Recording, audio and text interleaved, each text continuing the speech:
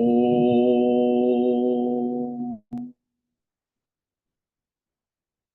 नमो भगवते वासुदेवाय। ओम नमो भगवते वासुदेवाय। ओम नमो भगवते वासुदेवाय। ओम नमो भगवते वासुदेवाय। ओम नमो भगवते वासुदेवाय। ओम नमो भगवते वासुदेवाय। ओम श्री परमात्मने नमो नमः। ओम गणपतये नमो नमः। ओम सरस्वत्यै नमो नमः। ओम गुरुभ्यो नमो नमः। ओम सहनाववतु सहनौ भुनक्तु सह वीर्यं करवावहै तेजस्विनावधीतमस्तु मा विद्विषावहै। ओम शांति शांति शांति। सदाशिवसमारंभां शंकराचार्य मध्यमाम् अस्मदाचार्यपर्यन्तां वन्दे गुरु परम्पराम्। ओम पार्थाय प्रतिबोधितां भगवता नारायणेन स्वयं व्यासेन ग्रथितां पुराणं मध्ये महाभारत अद्वैतामृतवर्षिणीं भगवतीम् अष्टादशाध्यायिनीम् अम्ब त्वामनुसन्दधामि भगवते भवद्वेष वसुदेवसुतं देवं कंसचाणूरमर्दनं देवकी परमानन्दं कृष्णं वन्दे जगद्गुरुं। नमस्ते परमं ब्रह्म सच्चिदानंद रूपाय निर्गुणाय नमस्तुभ्यं ओंकाराय नमो नमः। सर्वे दुर्गाणि तरन्तु सर्वे भद्राणि पश्यन्तु सर्वे सद्बुद्धिमाप्नोतु सर्वे सर्वत्र नंदतु।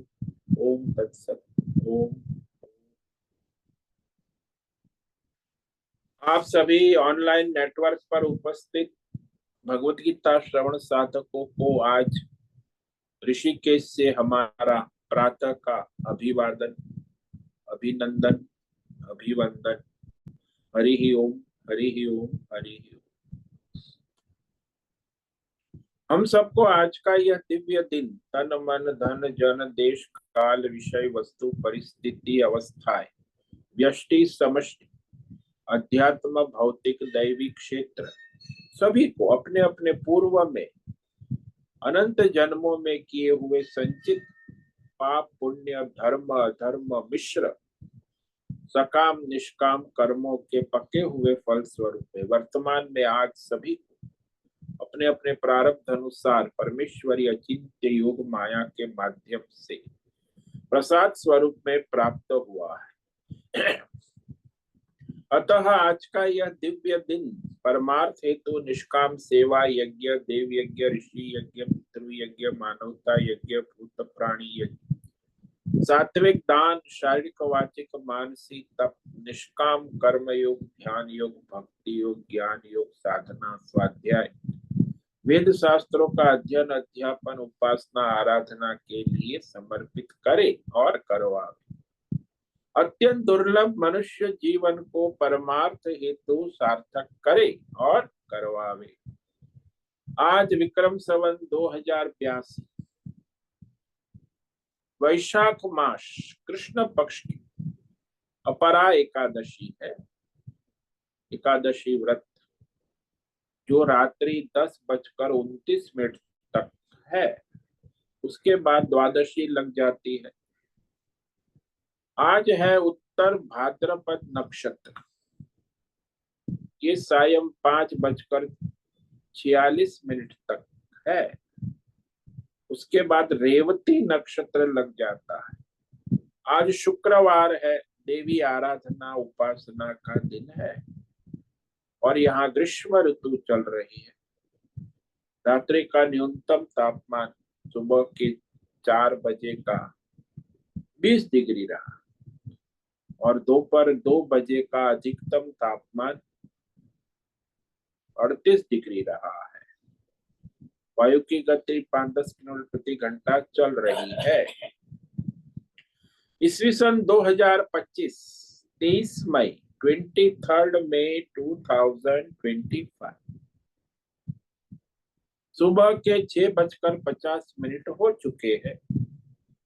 कलयुग का प्रथम चरण 5126वां वर्ष 7वां वैवस्वत मनवंतर श्वेत वराह कल्प ब्रह्मा जी का 26वां दिन और 51वां वर्ष अभी चल रहा है। तो ऐसे अनंत कोटि ब्रह्मा और ब्रह्मांडीय परमेश्वरीय अचिंत्य योग माया में हमारा यह एक ब्रह्मांड, उसमें ये पृथ्वी लोक में समुद्र के ऊपर जम्बू द्वीप में विश्व का एकमात्र वैदिक राष्ट्र भारत में उत्तर हिमालय प्रांत में शीशम जाड़ी में अवधूत बाड़ा आश्रम के सी ब्लॉक के पहले माले से 5 नंबर पर गंगा किनारे से हम स्वामी उत्तमानंद सरस्वती भगवद गीता के आचार्य शिष्य स्वामी चिन्मयानंद सरस्वती महाराज चिन्मय कैलाद्वैत वेद व्यास भगवत पाद शंकराचार्य की श्रृंगेरी संन्यास परंपरा से शिक्षित दीक्षित सनातन वैदिक भारतीय हिंदू धर्मानुसार संपूर्ण भगवद गीता ज्ञान यज्ञ ऑनलाइन चैतन्यमय जीवंत लाइव प्रसारण के अंतर्गत व्याख्यान माला में अध्याय 12 भक्ति योग के श्लोक नंबर 12 पर संस्कृत एवं हिंदी में व्याख्यान करेंगे। दिव्य पवित्र सरल व्यावहारिक सटीक पूर्ण वर्ण अक्षर पद वाक्य पंक्ति श्लोक अध्यायों की संगति संधि अन्वय शब्दार्थ वाक्यार्थ भावार्थ रस्यार्थ तत्वार्थ के यथार्थ तात्पर्य सहित वैदिक शास्त्र वेद व्यास साहित्य शंकर भाष्य एवं परंपरागत सन्यासी आचार्यों की टीका टिप्पणी सहित आज का यह भगवद गीता व्याख्यान करेंगे। कृपया आप सभी श्रद्धा भक्ति ध्यान से परिपूर्ण होकर के यह दिव्य श्रवण साधना करें। इसमें से कुछ ग्रहण करें, कुछ धारण करें, कुछ अपने जीवन में चरितार्थ करें और उसमें निरंतरता लाए। अपनी अपनी आध्यात्मिक भौतिक दैवी अशांति द्वंद्व मोह विक्षेपों से रहित होकर के अधार्मिक अशास्त्रीय परंपरागत भ्रम भ्रांतियों से रहित होकर के अपने अपने शरीर इंद्रिय प्राण मन वचन कर्म और बुद्धि से एक रूप एकाग्र होकर शुद्ध सात्विक सूक्ष्म भगवत विवेक बुद्धि करे। वेद शास्त्र एवं आचार्य परंपरा अनुसार विवेक बुद्धि करे। पुनः पुनः इस व्याख्यान का श्रवण करे, मनन करे, चिंतन करे, लेखन करे, चर्चा विचारणा करे, प्रचार प्रसार करे, लिंक भेजे, ग्रुप में शेयर कर, अपना और सबका परम कल्याण करे और करवावे। ओम तत्सत। ओम ओम ओम।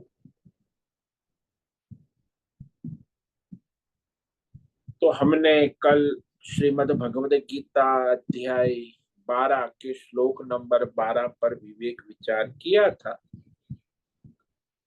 जिसमें भगवान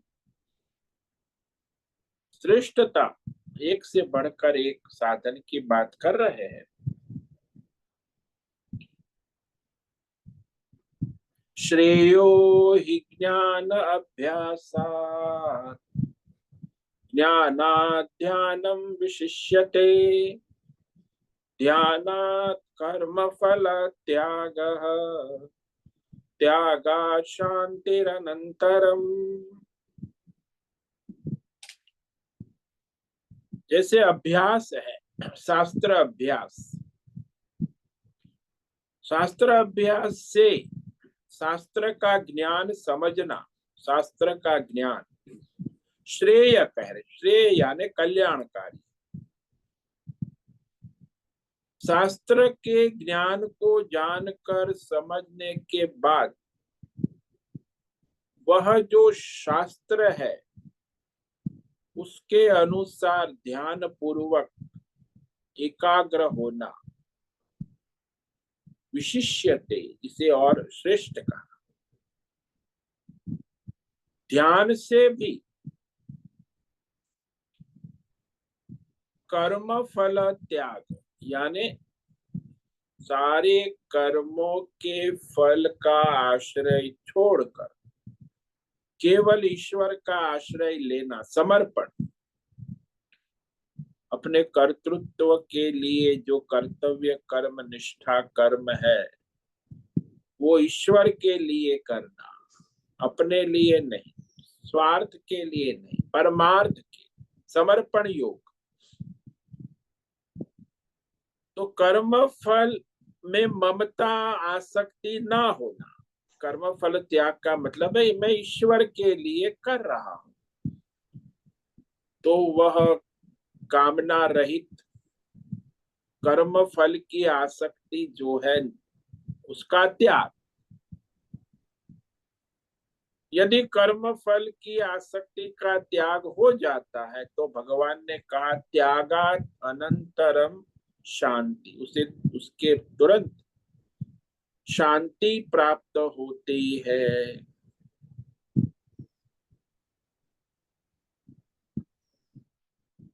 इसीलिए कहा कि ईश्वर को समर्पित होने में सबसे सूक्ष्म से सूक्ष्म अहंकार, ममकार और स्वार्थ को छोड़ना आसान है। सुनना तो आसान है, लेकिन ये सूक्ष्म जो अहंकार है, ममत्व है, स्वार्थ है, कामना है, ममता है, आसक्ति, इसे छोड़ेंगे तब ईश्वर समर्पण होगा।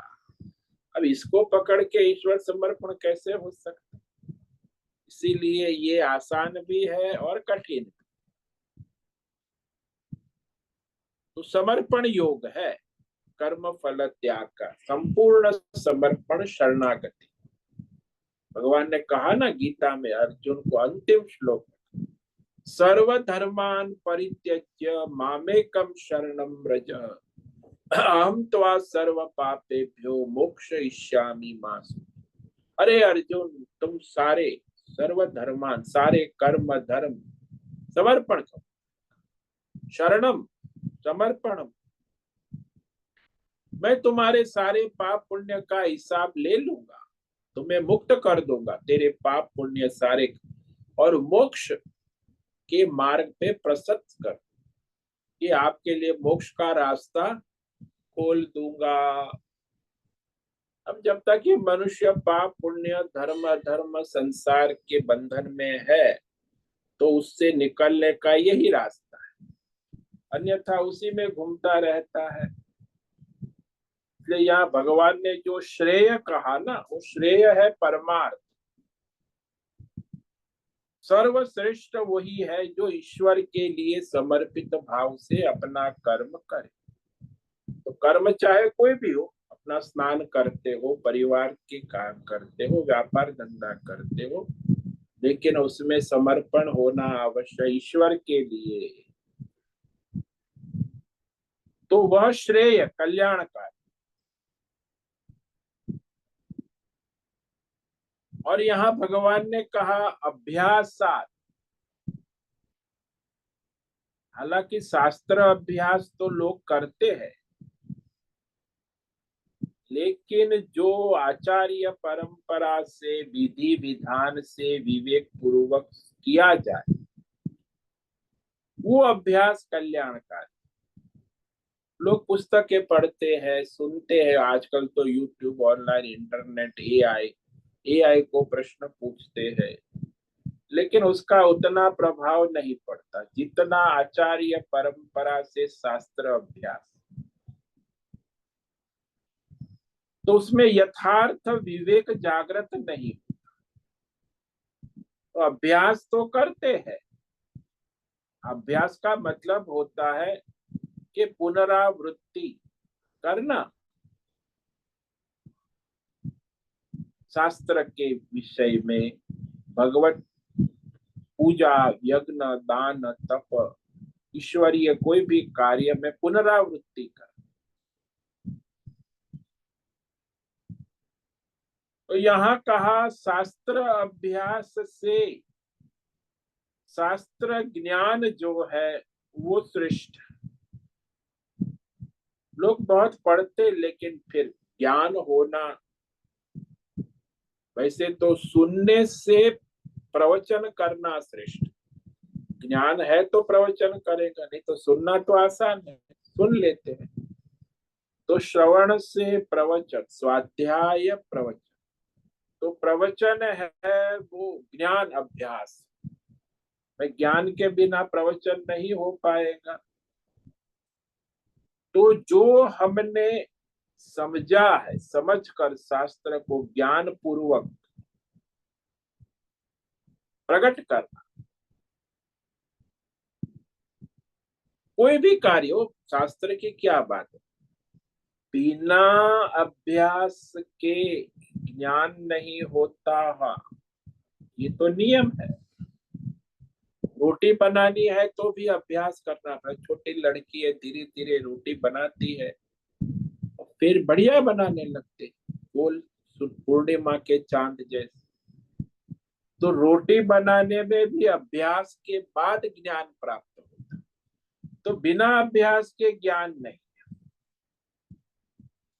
बिना समझे अभ्यास करने से अच्छा है समझ कर, सोच कर, शास्त्र के अनुसार अभ्यास करना। ये न्याय सब में है, कर्मों में भी। सामान्य कर्म चाहे शास्त्रीय हो, वैदिक हो, कर्म योग, ध्यान योग, किसी में भी। इसे पुनरावृत्ति न्याय कहते हैं। पुनरावृत्ति, अभ्यास, अभ्यास।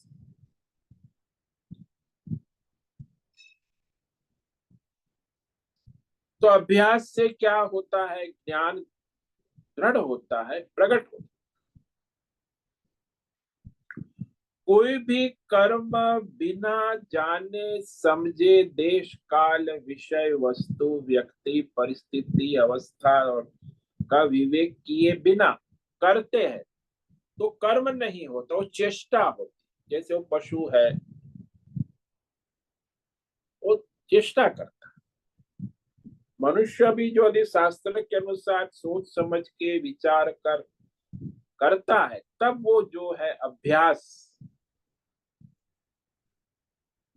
तो उसमें भी, कर्मों के अभ्यास में भी सारी जानकारी रखना श्रेष्ठ है, ज्ञान। और जानकारी के साथ कर्म करना है। बिना जानकारी के कर्म करेंगे तो व्यर्थ जाए। इसलिए कहा अभ्यासात ज्ञानम श्रेय।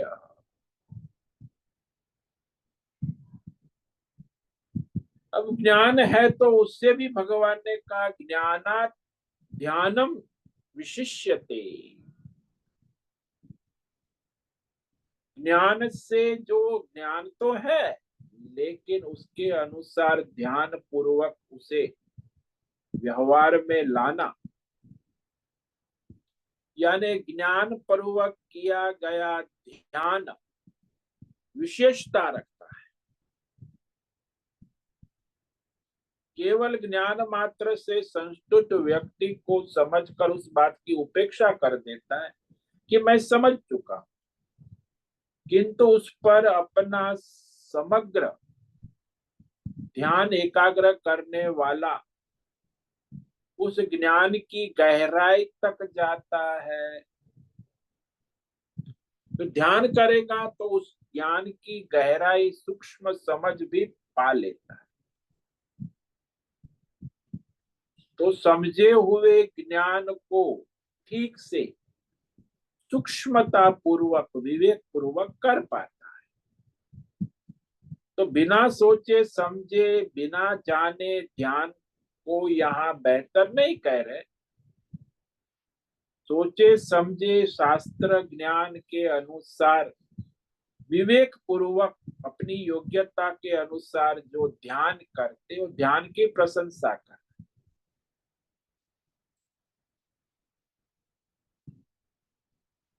और फिर कहा ध्यान से भी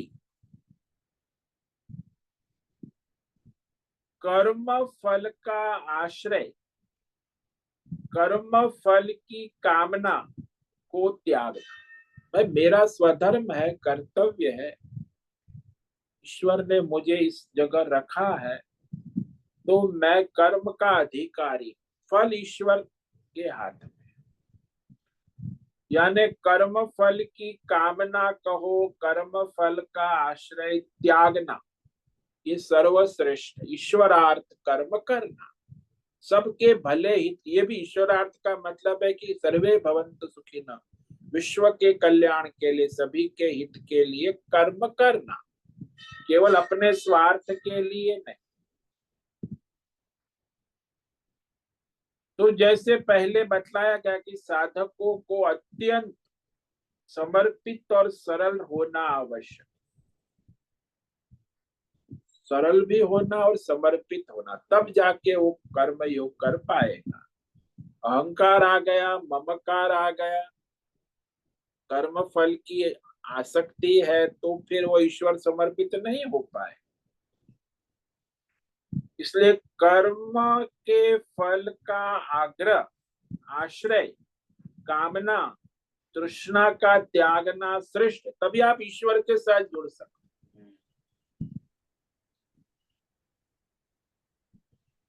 ये जो त्याग है यही ईश्वरार्पण, कर्म फल त्याग। क्यों अच्छा है, भगवान स्वयं कह रहे कि वह इसीलिए अच्छा है कि कर्म फल त्याग करने से मनुष्य को अंतकरण की शुद्धि, दैवी गुण की प्राप्ति होकर परमार्थ शांति प्राप्त हो सकती है। यानी इस प्रकार ईश्वर समर्पित भाव से कर्म करने से उसका अंतकरण जो है, मन बुद्धि चित्त अहंकार, वो शुद्धिकरण। और जब अंतकरण शुद्ध होता है तो उसके अंदर दैवी गुण प्रकट होने लगते, दैवी गुण, दिव्यता आने लगती, और वो दिव्यता उसे परमार्थ की ओर ले जाती है।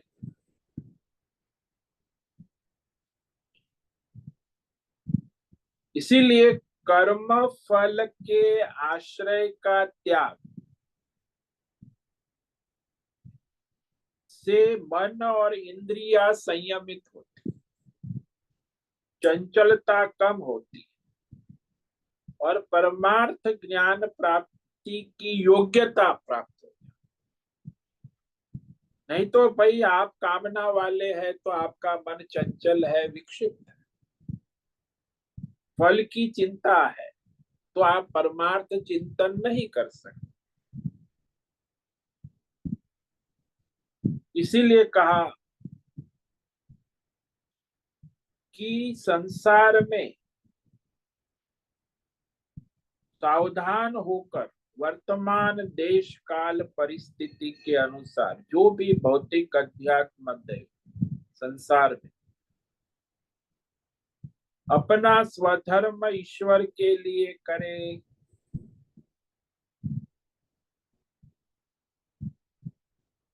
तो इसके कारण क्या होता है कि जो मन की अशांति है, बुद्धि का विक्षेप है, वो शांत हो जाता है।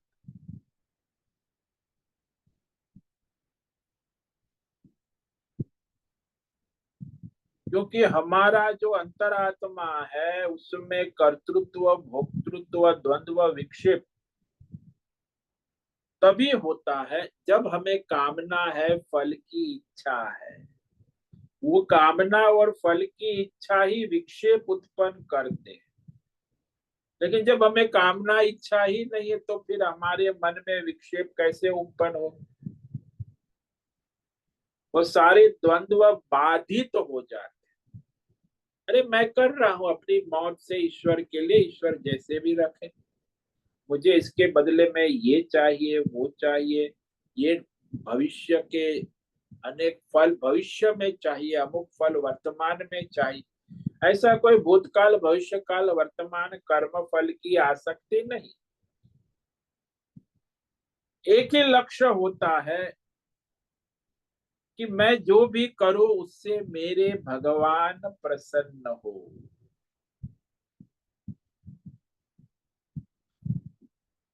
जैसे शिशु होता है, शिशु जो भी करता है उससे उसके माता पिता प्रसन्न होते। केवल इसी उद्देश्य से अपने स्वधर्म कर्तव्य व्यष्टि समष्टि यज्ञ दान तप सारे कर्म नित्य नैमित्तिक कर्मानुष्ठान का उद्देश्य यही होना चाहिए कि इस मेरे कर्म से परमेश्वर भगवान प्रसन्न हो जाए। भगवान ताली बजा के कह रहे वाह वाह तूने क्या बढ़िया कर्म किया। भगवान प्रसन्न होकर ताली बजाए, खुश हो जाए, कहे बढ़िया बढ़िया, तूने आज तो बढ़िया काम कर लिया, एकादशी का व्रत कर लिया। वो भी तूने एकादशी का व्रत किया, निर्जला कर दिया और भगवान प्रसन्न हो गए। अच्छा है कि वो पकोड़े फकोड़े नहीं खाया, एकादशी का व्रत निर्जला कर दिया तो भगवान प्रसन्न। पकोड़े खा के भी प्रसन्न होते, लेकिन इतने प्रसन्न नहीं होंगे जितना निर्जला करेंगे। तो भगवान प्रसन्न हो गए, एकादशी व्रत किया।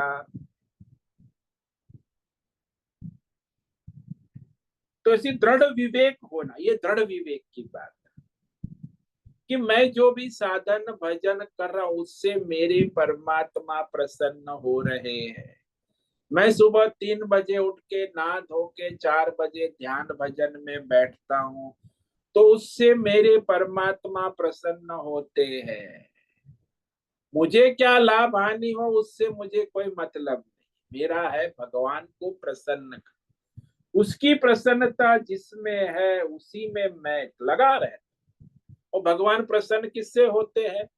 जो उन्होंने वेद शास्त्रों में कहा है धर्म कर्म करोगे तब तो भगवान प्रसन्न हो, उल्टा सीधा करोगे तो भगवान दंड भी दे, प्रसन्न नहीं हो।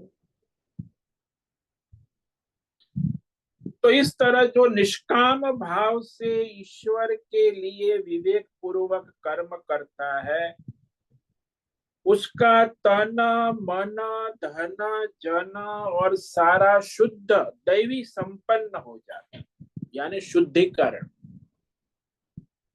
शरीर भी स्वस्थ हो जाता है, मन भी स्वस्थ हो जाता है, अंतकरण पवित्र हो जाता है, दैवी गुण उसमें आने लगते हैं। अभयम सत्व संशुद्धि ज्ञान योग व्यवस्थिति दानम दमश्च। तो ये सारे यज्ञ दान तप और दैवी गुण प्रकट होने लगते। और यदि इस तरह अंतकरण शुद्ध हो दैवी गुण आने लगे तो क्रम से साधक जो है आत्मज्ञान से परमार्थ मोक्ष को प्राप्त कर लेता है। लेकिन शुरुआत यहीं से होती है कि जो कर्म कर रहे हैं स्वधर्म कर्तव्य कर्मों के फल कामना का आश्रय त्याग सबसे बड़ी चैलेंज। फल की कामना का आश्रय लेकर ही मनुष्य भक्ति भी करता है। भजन करेगा तो कहेगा, योगा करेगा कहते योगा करने से, हाँ योगा करने से मुझे स्वस्थ मिलेगा, योग करने से भजन करने से भगवान का नाम लेने से मेरा मन शांत रहेगा। अरे भाई ये सब लौकिक शारीरिक तन मन धन लाभ के लिए नहीं, ईश्वर की प्रसन्नता के लिए साधन करे, तभी वो उसकी बुद्धि भगवत स्वरूप होने लगती है जो इस तरह करता है। इसीलिए संसारी में और भक्त में साधक में इतना ही फर्क है कि संसारी हमेशा कर्म फल कामना का आश्रय लेकर सुबह से शाम दौड़ता रहे, कर्म कर, सोचता है, दौड़ता है, करता है। और भक्त है, साधक है, वो सर्व कर्म फल कामना के आश्रय का त्याग कर ईश्वर का आश्रय लेकर परमेश्वर की प्रसन्नता के लिए अपने सारे कर्म अनुष्ठान करता है। तो जो ईश्वर के लिए कर्म अनुष्ठान करता है वो ईश्वर के स्वरूप को समझने के योग्य बन जाता है। और जो संसारी है वो तो संसार में कर्म फल कामना चिंता में ही डूबा रहता है। तो उसका अंतःकरण विक्षिप्त रहता है, मन विक्षिप्त रहता है। और जो भगवान को समर्पित है उसका अंतःकरण मन एकाग्र शांत रहता है। वो भी अपना स्वधर्म कर्म करता है, लेकिन सभी कर्म और उसके फल परमेश्वर को अर्पण करके ईश्वर समर्पित भाव।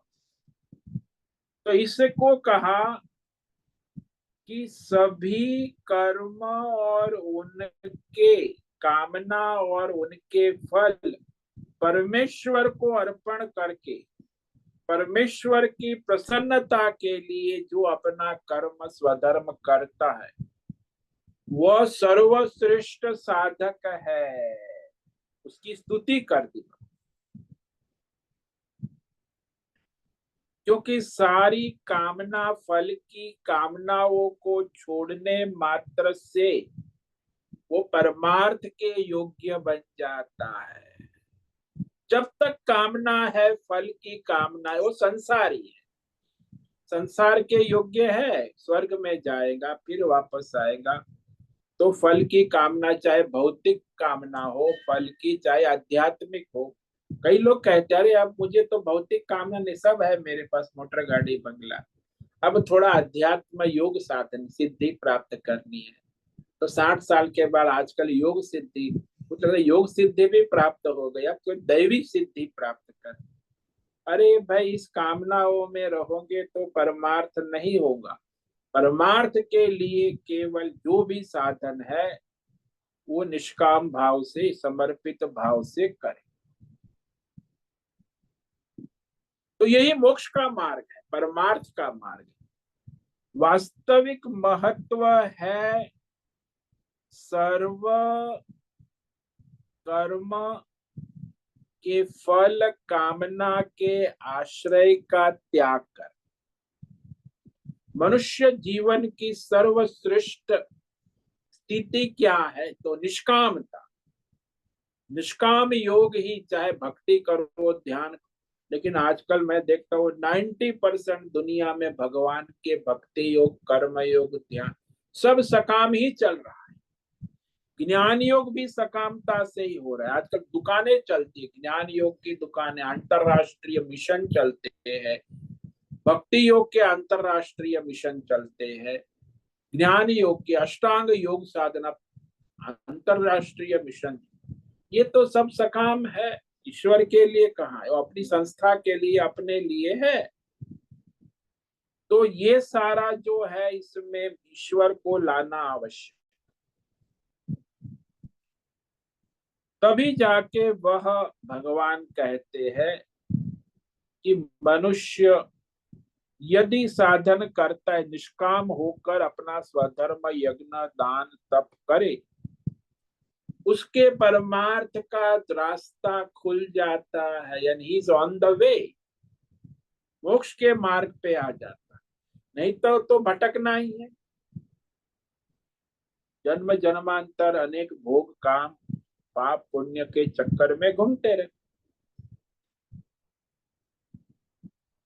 इसलिए साधक को उत्साह पूर्वक ईश्वर को प्रसन्न करने के लिए, ईश्वर के लिए अपने सारे स्वधर्म कर्तव्य कर्म करने का निरंतर प्रयास करना आवश्यक।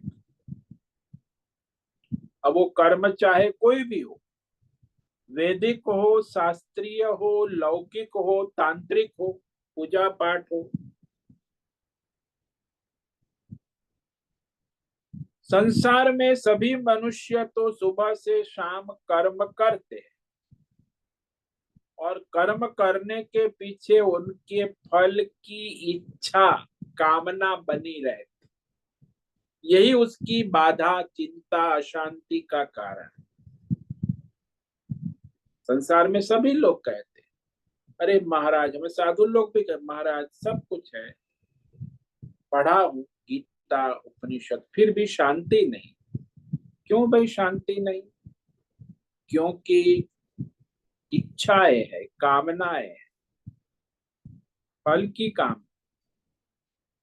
शास्त्रीय कर्म यज्ञ दान तप करता है तो भी किसी न किसी फल की कामना के लिए करता है। वेद शास्त्र पढ़ता है, गीता सुनता है, पढ़ता है, या कोई शास्त्र धर्म परमार्थ का, उसमें भी कोई किसी न किसी फल की कामना के लिए करता है।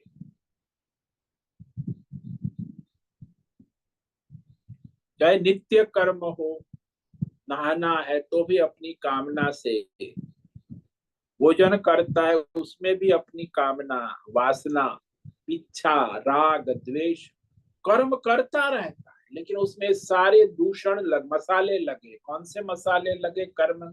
काम, क्रोध, लोभ, मोह, राग, द्वेष, वासना। और भगवान को लाता ही नहीं, क्योंकि ये मसाले ऐसे हैं कि वो भगवान को आने ही नहीं।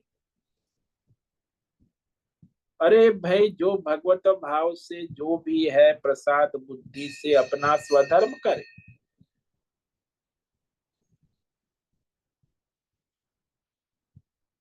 जैसे दृष्टांत ले लो कि ब्राह्मण होता है,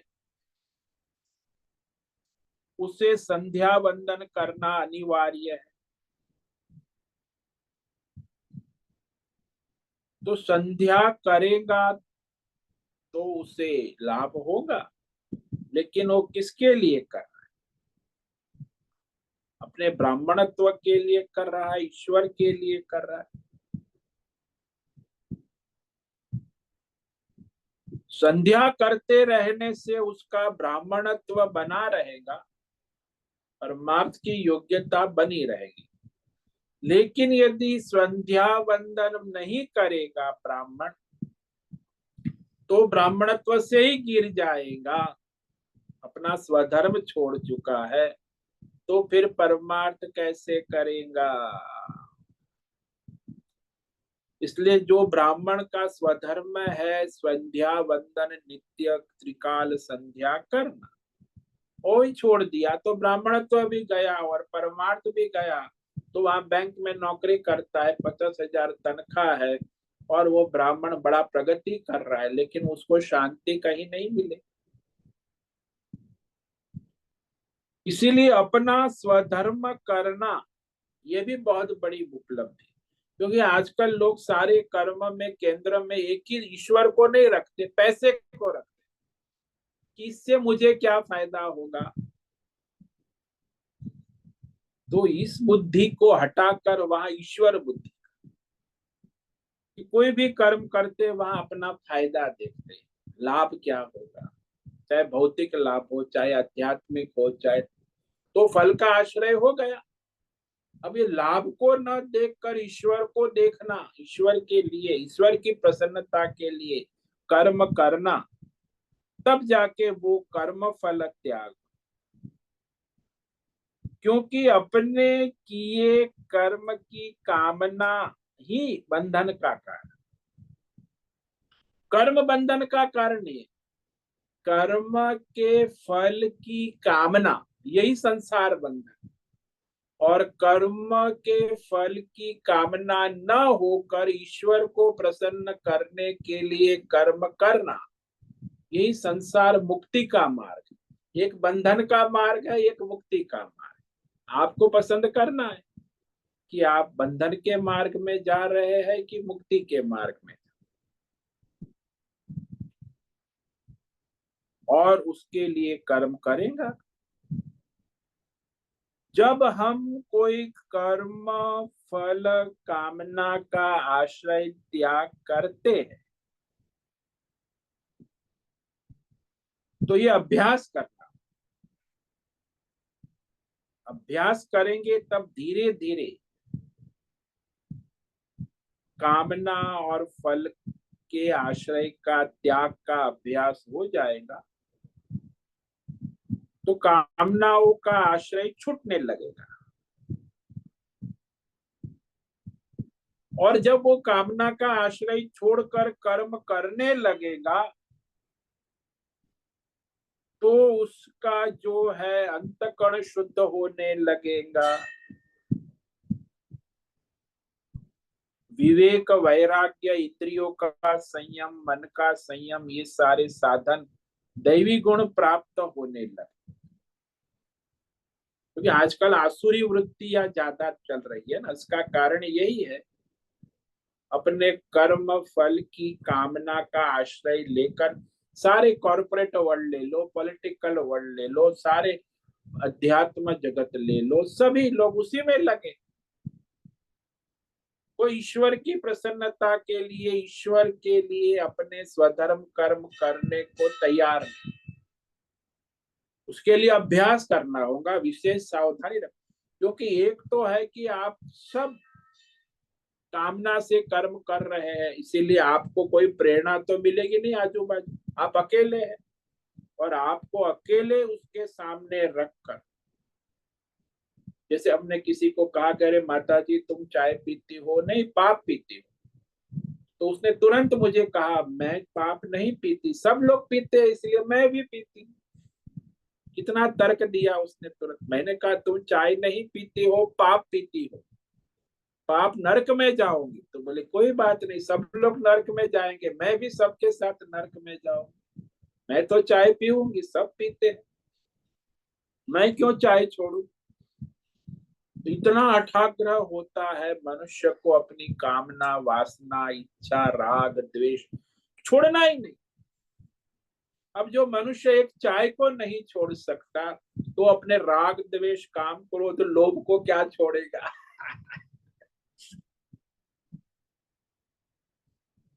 ये बहुत बड़ी साधना है, अभ्यास निरंतर। आपको सावधान होकर ये सब जो नीति नीति जो धर्म शास्त्र के अनुसार सात्विक नहीं है, जो संसारी कामनाएं, वासनाएं, इच्छाएं है, उसको छोड़ना हो और ईश्वर को लाना होगा, शास्त्र को लाना होगा, धर्म को लाना होगा, आचार्य को लाना होगा जीवन में। लेकिन वो अहंकार उसे आने नहीं देता। अहंकार के कारण मनुष्य फिर उसी कामना, वासना, फल का आश्रय ले लेता है। इसीलिए कहा कि कामनाओं का त्याग हो जाएगा तो फिर अपने आप कर्म योग हो जाएगा। कामना फल का आश्रय, निष्कामता, ये बहुत बड़ी चीज। निष्कामता को सुनना भी दुर्लभ है आज की दुनिया, और निष्कामता को करना भी उससे दुर्लभ, समझना भी दुर्लभ है, समझने के बाद करना भी दुर्लभ। सब सुनते हैं, जानते हैं, बोलते, लेकिन करते हैं सकामता ही। संसार में मनुष्य दौड़ते रहते, दौड़ते रहते।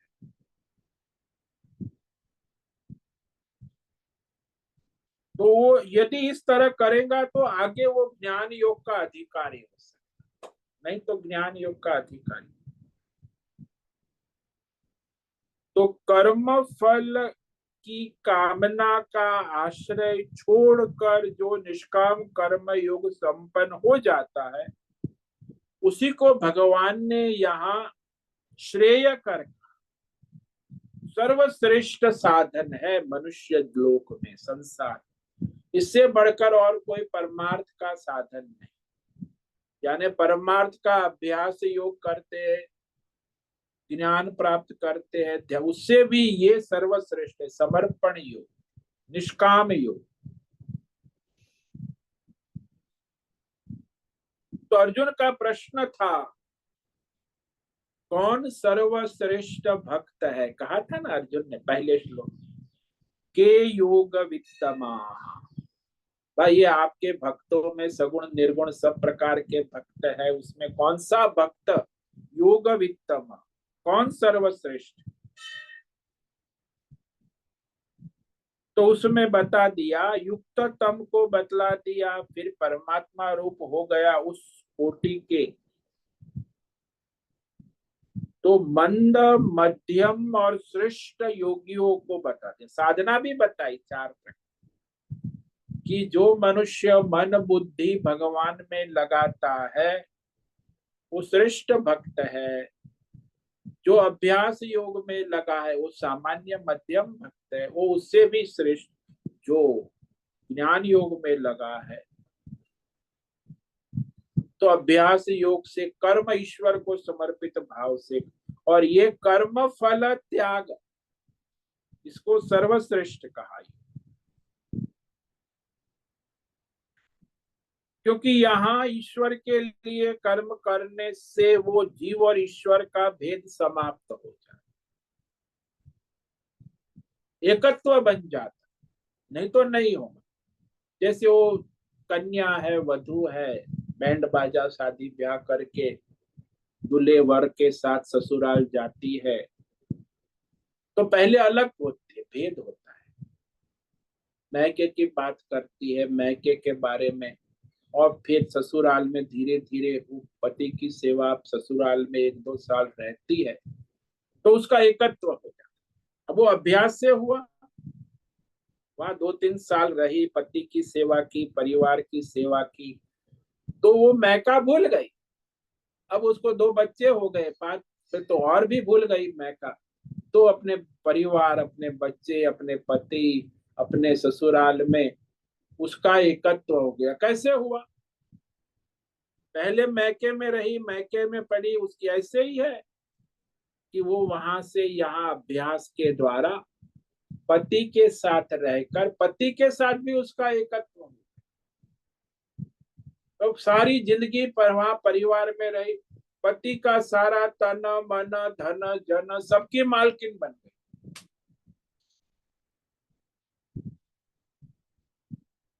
इसे कहते हैं निरंतर समर्पण सेवा। तो एक सामान्य वधु फिर आप पूरे कुल की वधु बन गई। ऐसे ही भगवान को समर्पित भाव से यदि कोई सकाम कर्म करता है वो मैके में रहता है, और निष्काम कर्म करता है वो अपने ससुराल भगवान के धाम में फिर लगे रहता है भगवान की सेवा, तो फिर भगवत स्वरूप को प्राप्त कर लेता है, एकत्व प्राप्त कर लेता है। तो जीव ईश्वर का भेद समाप्त हो जाता, वो ज्ञान से होता, लेकिन वो जब तक जीव ईश्वर का भेद है तब तक उसे ये साधना करनी है, निष्काम कर्म योग, भक्ति योग, ध्यान योग, तब वो ज्ञान योग के द्वारा एकत्व की प्राप्ति। वहां तो कर्म का भी त्याग हो जाता है और फल का भी त्याग। तो इस तरह यहाँ कहा कि निर्गुण उपासना में स्थिति के लिए पहले सगुण ईश्वर की निष्काम भाव से सेवा करना आवश्यक, तभी आप निर्गुण तत्व परमात्मा तक पहुंच सकते। तो इस तरह आगे विचार करेंगे कि जो मनुष्य भक्ति के मार्ग पे चल पड़ा है उसे पहले सगुण भक्ति करके योग्यता प्राप्त कर निर्गुण स्वरूप में स्थिति प्राप्त करनी। वो कैसे होगी इस पर हम आगे विचार करेंगे कि जो भक्त सर्वश्रेष्ठ है, जो भगवतमय हो गया है, जिसका जीव ईश्वर भेद समाप्त हो गया है, ऐसे अनन्य भक्त के लक्षण अब भगवान कहने जा रहे। इस पर हम कल विचार करेंगे कि जो भगवतमय हो गया उसका जीवन कैसा होता है, आचरण व्यवहार दुनिया में वो कैसे रहता है। तो आज हमने जो विचार किया, ये श्लोक जिसमें भगवान ने सर्व कर्म फल कामना आश्रय का त्याग कर ईश्वर की प्रसन्नता के लिए, ईश्वर के लिए अपने सारे कर्म करते रहे, श्रेयो हि ज्ञान अभ्यासात् ज्ञानाध्यानं विशिष्यते ध्यानात् कर्म फल त्याग त्यागात् शांतिरनंतरम। राम राम राम अभ्यास से रामायण पढ़ना श्रेष्ठ है। ज्ञान, रामायण पढ़ने से राम जी का ध्यान करना श्रेष्ठ है। ध्यान से भी राम जी को समर्पित होना श्रेष्ठ है। सर्व कर्म फल आश्रय, और समर्पित जीवन ही निष्काम कर्म योग है, और उसी से वह परमात्मा को प्राप्त होकर परम शांति का अनुभव करता है। ओम नमो नारायणाय, ओम नमो नारायणाय, ओम नमो नारायणाय, ओम नमो नारायणाय, ओम नमो नारायणाय। कायेन वाचा मनसेन्द्रियैर्वा बुद्ध्यात्मना वा प्रकृते स्वभावात् करोमि यद्यत् सकलं परस्मै नारायणायेति समर्पयामि। ओम सर्वे भवन्तु सुखिनः, सर्वे सन्तु निरामयाः, सर्वे भद्राणि पश्यन्तु, मा कश्चित् दुःखमाप्नुयात्। अस्तु मा सद्गमय, तमसो मा ज्योतिर्गमय, मृत्योर्मा मृतंगमय। ओम पूर्णमद पूर्णमिदं पूर्णात् पूर्णमुदच्यते पूर्णस्य पूर्णमादाय पूर्णमेवावशिष्यते।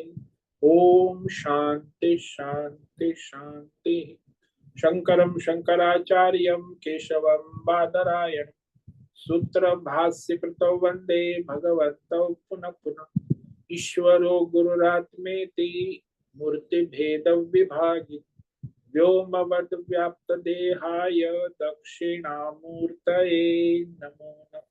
ओम गुं गुरुभ्यो नमो नमः। ओम तत्सत् ब्रह्मार्पणमस्तु। ओम ओम ओम।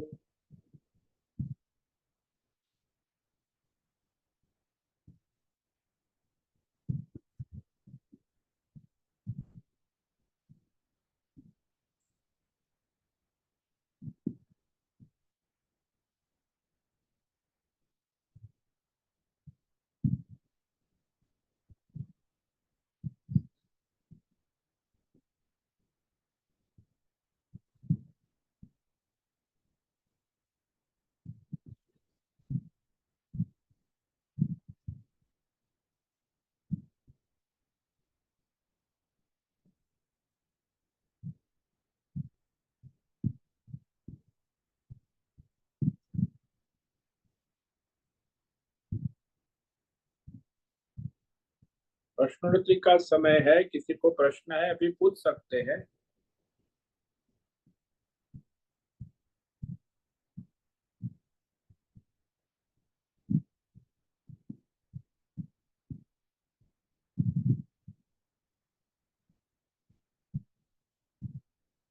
ओम नमो नारायण स्वामी जी। हाँ बोलो हेमा। स्वामी जी, अभी आपने जो क्रम बताया कि राम नाम से रामायण पढ़ना, फिर रामायण पढ़ने से राम को समझना, राम का ध्यान करना, तो ये मतलब शुरुआत तो राम के नाम से ही होती है ना? मतलब हम तो भी राम छोटे राम, थे।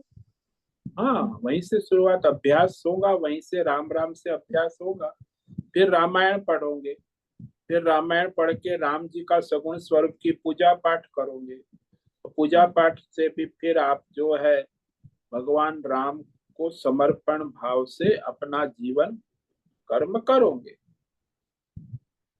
ये राम नाम की जाप से ही भगवान की कृपा होते होते धीरे धीरे हम आगे बढ़ते हैं ना? हाँ तो वो अभ्यास योग से यहाँ श्रेय कहा ना, कल्याण का मार्ग है। हम्म। पहले तो राम राम कुछ करता नहीं है, संसार में पड़ा है, तो पहले राम राम तो करे, अभ्यास करेगा तो फिर वो जो है रामायण हम्म। पढ़ेगा। रामायण पढ़ेगा, राम को जानेगा, तो राम की सगुण पूजा उपास पाठ करेगा, तो हम्म। वह ध्यान कर पाएगा राम जी का सगुण। और ध्यान करेगा, उसका ध्यान लगेगा तो वो फिर भगवान को समर्पित हो जाएगा। और समर्पित होने से वह फिर अपना ईश्वर मार्ग ज्ञान योग में योग्यता प्राप्त करके अंतःकरण शुद्ध होकर राममय हो जाएगा, राम स्वरूप हो जाएगा। तो राम नाम से शुरू किया और राम स्वरूप हो गया। तो ये क्रम है, ये यात्रा है, साधक की यात्रा है। आप कहाँ हो यहाँ वो आपको विवेक करना कोई होगा। कोई राम नाम मतलब वहीं अटक जाते हैं, कोई थोड़ा आगे बढ़ते हैं। तो ये आगे मतलब लक्ष्य तक पहुंचने वाले बहुत कम रहते हैं मगर। हाँ तो ऐसा ही है ना, स्कूल में कॉलेज में देखो, मैथमेटिक्स में पीएचडी करने वाले कितने, मैथमेटिक्स तो सब पढ़ते हैं। हम्म सबका लक्ष्य पीएचडी है मैथमेटिक्स में, लेकिन पहुंचते कितने हैं। हम्म ऐसे ही यहाँ साधक होते हैं, ज्यादातर सकाम होते हैं, तो राम राम करके बस, उनको परमार्थ लक्ष्य नहीं है ना, तो वो कहे राम राम करके मुझे अच्छा लगता है, मेरा काम हो जाता है, मेरी कामना पूरी हो जाती है। तो मनोकामना पूर्ण करने के लिए राम नाम जब करते हैं तो उसके हम्म लिए परमार्थ का मार्ग शुरू ही नहीं होता, वहीं उसकी कामना फल बस। तो वो अपने कर्म फल कामना का आश्रय लेकर भगवान का स्वकाम करते हैं ना। वही तो हाँ दुनिया में मतलब 90% वही चल रहा है आज, क्या हाँ, है। पूरी जिंदगी वही चलता है कि सगुण पूजा करते हैं और भगवान से मांगते रहते हैं। हाँ वो कामना करते रहते हैं, तो फिर वो कहाँ से वो परमार्थ की ओर आगे बढ़े। सभी धर्मों में यही हाल, चाहे हिंदू मुस्लिम सिख हम्म ईसाई जैन बौद्ध, सारे भगवान की भक्ति अपनी कामना और फल के आश्रय से अपने संसार के लिए करते, ईश्वर के लिए ईश्वर की भक्ति नहीं करते। ये सबसे बड़ी विटंबना है। यहाँ स्वामी जी ये एक ही समझ है। अभी हम लोग अभी ये सत्संग सुन रहे तभी समझ में मतलब बदलाव आया। नहीं तो क्या होता है कि संसार में रहो, गृहस्थ में रहो, भगवान का नाम लो और परिवार के लिए कुछ मांगो और करते रहो। और हाँ बस हाँ, और बाकी ऐसा लगता है कि भगवान के लिए करना है तो वो सन्यासी लेना पड़ता है, वो यहाँ रहकर भगवान का ईश्वर अर्पित नहीं जीवन जी सकते हैं। अभी समझ में यही। आता है कि संसार में रहकर मतलब हाँ परिवार के लिए भी करते हुए ईश्वर भाव रख के करना है वो हाँ अभी। जी, ये हाँ। बात महत्व की है। अर्जुन को वही भगवान ने कहा ना, तू युद्ध कर, मेरे लिए कर।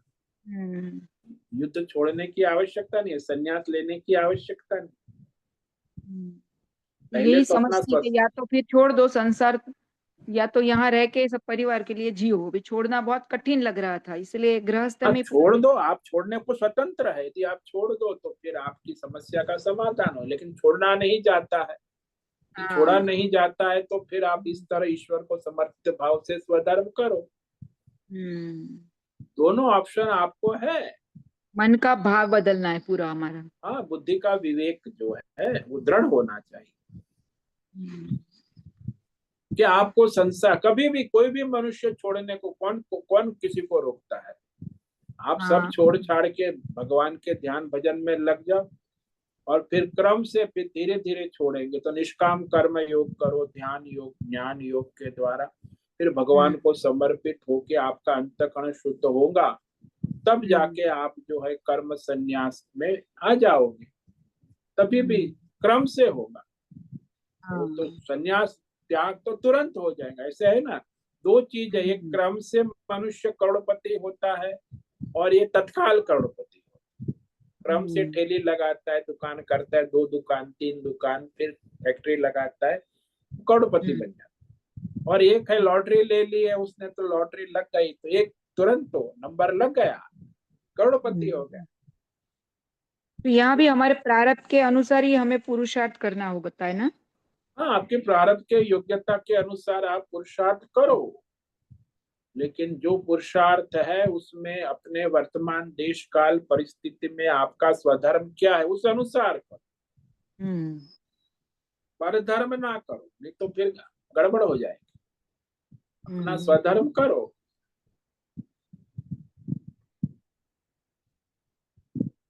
हाँ स्वामी जी, बहुत बहुत धन्यवाद। ओम नमो नारायणाय। नमो नारायण। ठीक है, आज उपस्थित है अश्विनी कोठे होस्ट है, भद्रेश पड़िया को होस्ट है, माधवी आचार्य, नैना पुरोहित, अजय रत्न पारखी, आशा कोटक, बीबी शर्मा, बीना चितलिया, जीवी कुमार, हेमा कोटक, इला जोशी, जयंती पांडा, करुणा कोहली, लीलावती बड़ेकर, मीनाक्षी काले, पंकज भट्ट, पृथ्वीराज मालव, रेशा रथ, सुचिता पाटिल, उषा मेनन और अंजलि जोशी। कुछ साधक वहां यूट्यूब पर लाइव देख रहे हैं।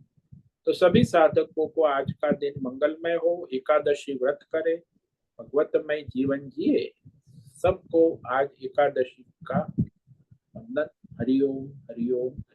ओम नमो नारायण। ओम नमो नारायण स्वामी जी। ओम नमो सभी नारायण साधकों को आज का ओम नमो नारायण। नमो नमो नारायण। ओम नमो नारायण। नारायण। ओम नमो नारायण। ओम नमो नारायण स्वामी जी। नारायणाय नमो नारायण। नारायणाय ओम। उससे निवेदन है आज का सत्संग पूर्ण करें। ओम नमो आज का ये सत्संग हम यही पूर्ण करते हैं। सभी साधकों को ओम नमो नारायणाय। सभी धन्यवाद। साधकों को ओम नमो नारायण। नारायणाय।